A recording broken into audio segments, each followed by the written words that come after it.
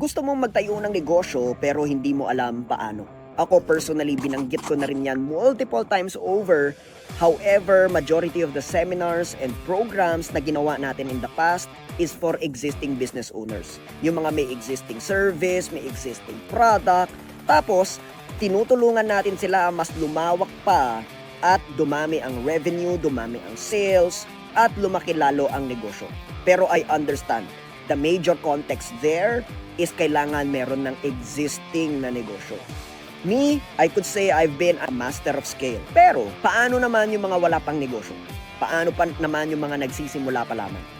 Alam mo, on February 5, meron tayong program na ka-tie up at ka-partner natin dito ay ang Genesis. They have been the masters of e-commerce, how to literally build from zero, from scratch, to a massive nationwide brand. They enable any home-based hustle to nationwide brands.